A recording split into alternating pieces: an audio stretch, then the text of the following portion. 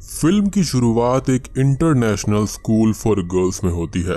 एक new girl मिया को Catherine and उसके ग्रुप बुली कर रहे थे। उसे धक्का देकर स्विमिंग पूल में गिरा दिया था और उसका मजाक भी उड़ा रहे थे। यहाँ पर मिया की स्टेप सिस्टर साशा इसे देखकर उसकी मदद नहीं करती। अब साशा की मॉम जेनिफर इन दोनों को स्कूल से पिकअप करती है।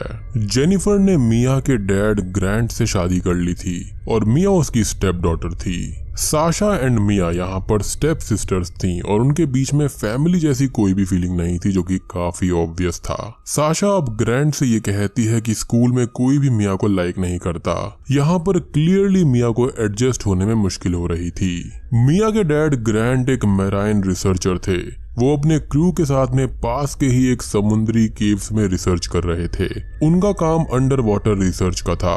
उन्हें वहां पर एक वाइट शार्क का दांत भी मिला था, जो कि अब वो मिया को दिखाता है। मिया भी इसी फील्ड में इंटरेस्टेड थी, इसलिए वो उसको अपने पास में रख लेती है। अब इन दोनों बहनों को करीब लाने के लिए ग्रांट उनको स्कूल की फील्ड ट्रिप पर जाने के लिए बोल देता है। साशा को ये आइडिया बिल्कुल भी अच्छा नहीं लगता, एज उसने अपने फ्रेंड्स के साथ में कुछ और प्लान बनाया था। अब फोर्सफुली इन दोनों को स्कूल ट्रिप पर जाना पड़ता है, जिसमें ये शार्क्स को देखने वाले थे। अगले दिन ग्रांट के असिस्टेंट्स बेन एंड कार्ल दोनों बहनों को उनकी लोकेशन पर छोड़ आते हैं। तभी साशा की फ्रेंड्स एलेक्सा एंड निकोल वहां पर आकर साशा को अपने साथ आने के लिए बोलते हैं। वो पास के ही एक खूबसूरत लोकेशन पर टाइम स्पेंड करना चाहती थी, एज वो एक रिमोट एरिया था। साशा अब मिया को भी अपने साथ चलने के लिए बोलती है। मिया पहले तो मना करती है, बट लेटर ऑन कैथरीन को ट्रिप पर देखकर वो मान जाती है। चारों लड़कियां कैथरीन को गाली देकर वहां से भाग जाती हैं। चारों अब ड्राइव करके एक कोकोनट प्लांटेशन में आते हैं, जिसके बीचों बीच एक लेक थी। ये लोकेशन समुद्र के पास ही थी। ग्रांट का रिसर्च लोकेशन भी इसके काफी नजदीक था। एलेक्सा को बेन ने ही ये लोकेशन दिखाई थी। अब चारों लड़कियां इस लेक में कूद जाती हैं और क्वालिटी टाइम को स्पेंड करने लगती हैं। अब ये लेक यहाँ पर काफी ज्यादा गहरी और चौड़ी थी। हजारों सालों पहले यहाँ पर मायन शहर हुआ करता था। समुद्र के स्तर में बढ़ोतरी के चलते वो डूब गया था और पूरा का पूरा एरिया छतों से सील हो गया था। अब यहाँ पर ग्रांट इसी सिविलाइजेशन पर रिसर्च कर रहा था और वहाँ का रास्ता बना रहा था। एलेक्सा एंड निकोल ने पानी में डाइव लगाने का इंतजाम किया था, इसलिए उन्होंने सभी गियर्स को पहले से ही लाकर रखा था। चारों गर्ल्स अब डाइविंग सूट पहनकर पानी में उतर जाती हैं। उनका ऑक्सीजन लेवल 100% था। उनका प्लान एंशिएंट मायन सिटी को देखकर वापस आना था। सभी लड़कियां स्विम करते हुए नीचे आती हैं। एंट्रेंस में उनको एक पतला रास्ता दिखता है, जिसकी height and width 1.5 metres by 2 metres होगी। ये रास्ता काफी ज्यादा लंबा था, फिर भी ये लड़कियां उसमें घुस जाती हैं। एंड में इन्हें वो एंशिएंट सिटी दिखाई देती है, जहाँ पर कई सारी मूर्तियां थी। एंशिएंट मायन लैंग्वेज में कुछ लिखा भी हुआ था और सैक्रिफाइस स्टोन भी वहां पर था। और सभी गर्ल्स को ये काफी कूल लगता है, जैसा कि हम सबको यहाँ पर लग रहा होगा। तभी निकोल ये देखती है कि वहां पर एक मैक्सिकन टेट्रा फिश भी स्विम कर रही है, जिसकी आंखें नहीं है। इस टाइप की फिशेज मैक्सिको के ऐसे ही केव्स में पाई जाती हैं, जो कि बिना आंखों के इवॉल्व हो गई थी। इनकी मैक्सिमम लेंथ 12 सेंटीमीटर्स होती है, बट यहाँ की जो फिश थी वो काफी लंबी थी। एंड ऐसी फिश को इन गर्ल्स ने कभी भी नहीं देखा था। वो फिश अब निकोल को सुनकर उस पर चिल्लाने लगती है। यहाँ पर ये फिश चिल्लाते भी हैं रियल में। निकोल इस चीज से डर कर पानी के पीछे छलांग लगाने लगती है। वो जाकर एक पिलर में टकराती है, जो कि अब गिरने लगता है। वो बाकी सारे स्टैचूज पर भी गिर जाता है और यहाँ पर भगदड़ मच जाती है। सभी लड़कियां अलग अलग हो जाती हैं और एक दूसरे को ढूंढने लगती हैं। मिया एंड एलेक्सा को अब बेन दिखाई देता है, जो कि ग्रांट की लोकेशन से तैरते हुए वहां पर आ गया था। वो इन दोनों को यहाँ पर देखकर सरप्राइज हो जाता है, as उसने ये एक्सपेक्ट नहीं किया था। ये दोनों लड़कियां उसको सब कुछ एक्सप्लेन कर ही रही थी और तभी अचानक से वहां पर एक वाइट शार्क आकर बेन पर हमला कर देती है। वो उसे अपने दांतों में पकड़कर ले जाती है। बेन का खून पानी में स्पिल हो जाता है। मिया एंड एलेक्सा शॉक में इसे देखते हैं और डर जाते हैं। वो फौरन ही वहां से भागकर साशा और निकोल को ढूंढते हैं। उन्हें शार्क के बारे में बताकर वहां से भागने लगती हैं। अब जिस एंट्रेंस से ये सभी वहां पर आए थे, ये उसी से वापस जाने लगते हैं, बट इस बार वो शार्क इनका पीछा करने लगता है। अब उस शार्क के साइज के कारण से वो एंट्रेंस में नहीं घुस पाती और एंट्रेंस पर ही लगातार हमला करने लगती है, जिससे होता यह है कि पूरा का पूरा रास्ता शेक होकर टूटने लगता है। फाइनली वो रास्ता कोलैप्स कर जाता है और सभी लड़कियां नीचे ही ट्रैप हो जाती हैं। इनके पास अब सिर्फ 40% ऑक्सीजन ही बची थी। वो शार्क भी टेट्रा फिश की तरह अंधी थी, वो सिर्फ आवाज को सुनकर हमला कर रही थी और ऐसी कई और शार्क्स वहां पर थी। अब मिया ये कहती है कि जब बेन यहाँ पर आया था तो उसके पास एक रस्सी थी। ये गाइडिंग रस्सी है जो कि उनको उनके डैड की लोकेशन तक पहुंचा सकती है। अब चारों लड़कियां बेन की रस्सी को ढूंढकर उसके रास्ते ही स्विम करने लगते हैं। एक लोकेशन पर वो रस्सी कट गई थी जहां पर एक डेप्थ चार्जर स्विम कर रहा था। उससे काफी ज्यादा शोर भी आ रहा था, जिसको देखकर इनको ये यकीन हो जाता है कि लोकेशन काफी करीब है। तभी इनके सामने से ही एक और व्हाइट शार्क आकर उस डेप्थ चार्जर को पकड़कर ले जाती है।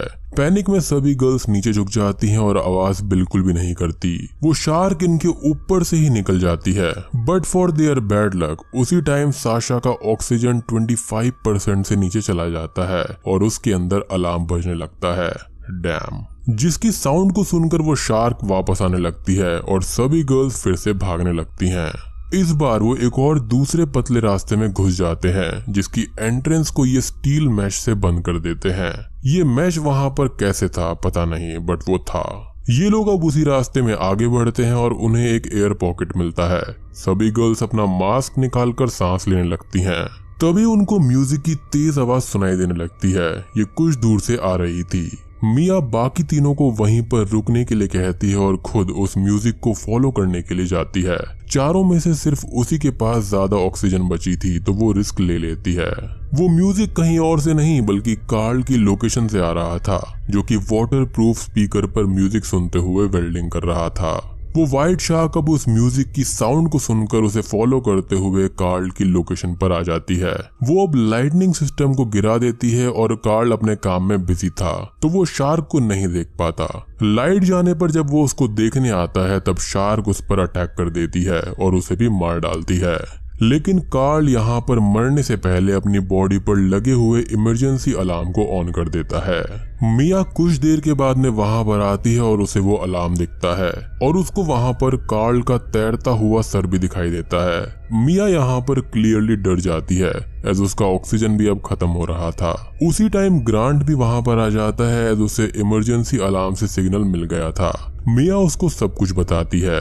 ग्रांट जाकर बाकी सभी गर्ल्स को लाता है। इन पर फिर से शार्क का अटैक होता है बट इस बार वो उसको चकमा देकर ऊपरी सतह पर आ जाते हैं। अब यहाँ पर ऊपर जमीन तक जाने के लिए सिर्फ एक ही रास्ता था। वहाँ पर एक रस्सी लगी हुई थी जिसे पकड़कर उन्हें चढ़ना था। सबसे पहले एलेक्सा रस्सी पर चढ़ रही थी। वो आधे रास्ते में थी तभी दो शार्क्स इन्हें घेर लेते हैं।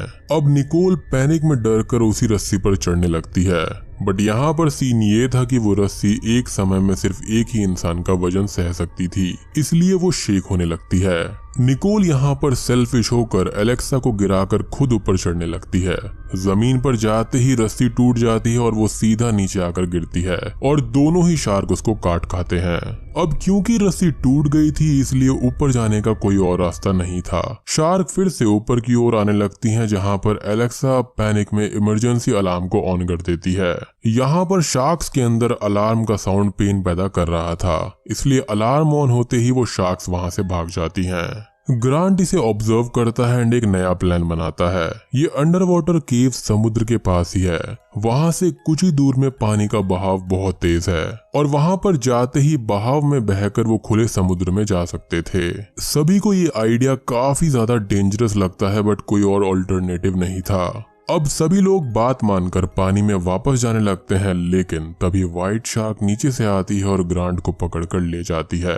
अब मिया एंड साशा रोने लगते हैं बट उनके पास कोई और रास्ता नहीं था, उन्हें आगे बढ़ना ही पड़ता है।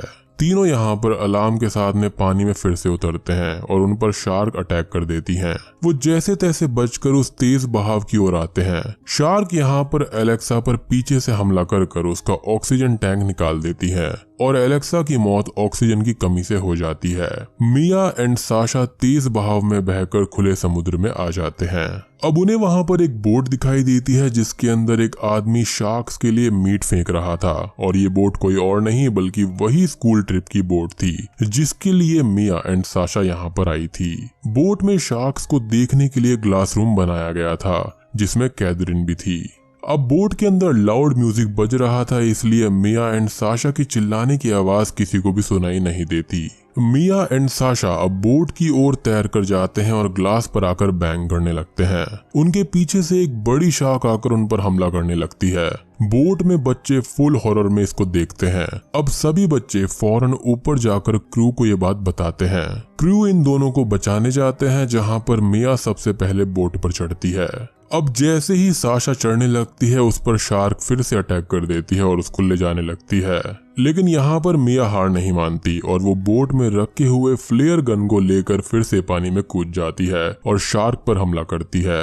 वो साशा को छुड़ाकर उसे बोट पर चढ़ाती है और जैसे ही वो बोट पर चढ़ने लगती है, एक शार्क आकर उसको पकड़कर ले जाती है।